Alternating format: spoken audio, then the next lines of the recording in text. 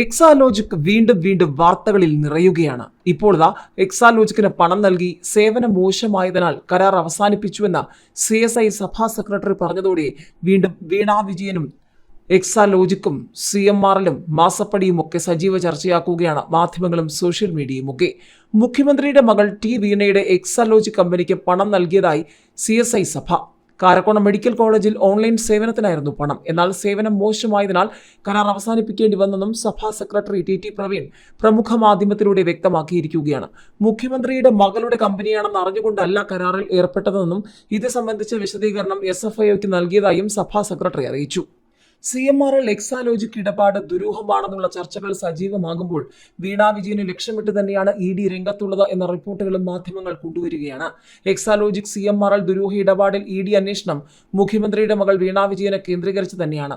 ആദ്യഘട്ടത്തിൽ ED notice അയച്ചത് വീണയ്ക്കും എക്സാലോജിക്കിനുമെതിരെ ആദായനികുതി വകുപ്പിന് നിർണായക മൊഴി നൽകിയ CMRL MDക്കും ജീവനക്കാർക്കുമാണ്.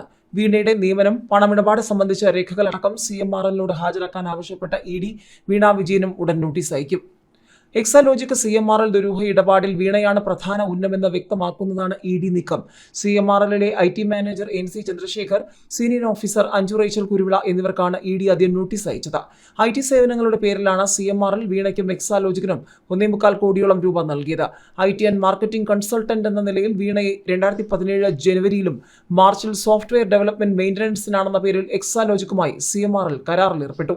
വീണയ്ക്ക് പ്രതിമാസം 5 ലക്ഷവും എക്സാലോജിക്കിന് 3 ലക്ഷം രൂപ വീതമായിരുന്നു പ്രതിഫലം. എന്നാൽ വീണയും എക്സാലോജിക്കും ഒരു തരത്തിലുള്ള IT സേവനമോ സഹായമോ കമ്പനിക്ക് നൽകിയിട്ടില്ല എന്ന നിർണായക മൊഴി ആദായ നികുതി വകുപ്പിന് നൽകിയത് IT മാനേജർ NC ചന്ദ്രശേഖറാണ്. ഇതിന്റെ അടിസ്ഥാനത്തിലായിരുന്നു ചന്ദ്രശേഖറിന് ED നോട്ടീസ് അയച്ചത്. വീണയെ കുരുക്കുന്ന മറ്റൊരു മൊഴി MD ശശിധരൻ കർത്തയുടെ തന്നെയാണ്. വീണയും കമ്പനിയും ഈ ദിവസം വരെ സോഫ്റ്റ്വെയർ എന്ന രീതിയിലോ മറ്റൊരു തരത്തിലും CMRLന് സേവനം നൽകിയിട്ടില്ലെന്നും എന്നാൽ മാസാമാസം കരാർ പ്രകാരമുള്ള തുക കൈമാറിയിട്ടുണ്ടെന്നുമാണ് കർത്തയുടെ മൊഴി. വീണ തൈക്കണ്ടിക്കെതിരെ സമാനമായ മൊഴി നൽകിയ മറ്റൊരാൾ chief financial officer KS Suresh കുമാറാണ്. ടാലിയും പവർ ബിൽഡറും ഔട്ട്ലുക്കുമാണ് കമ്പനിയിൽ ഉപയോഗിക്കുന്ന സോഫ്റ്റ്വെയറുകളെന്ന് കൂടി വ്യക്തമാക്കുന്നതാണ് ആദായ നികുതി വകുപ്പിന് നൽകിയ സുരേഷ് കുമാറിന്റെ മൊഴി. ഇരുവരോടും തിങ്കളാഴ്ച ഹാജരാകാനാണ് നിർദ്ദേശം. വീണയുടെ നിയമനം, പണം നൽകിയതിന്റെ ലഡ്ജർ അടക്കമുള്ള രേഖകൾ ഹാജരാക്കാനും ED ആവശ്യപ്പെട്ടിട്ടുണ്ട്.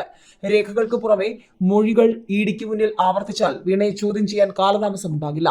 ഇത് തിരിച്ചറിഞ്ഞാണ് നിസ്സഹകരിച്ചും നിയമവഴിയിലൂടെയും ED അന്വേഷണത്തെ ചേർക്കാനുള്ള അണിയറ നീക്കം.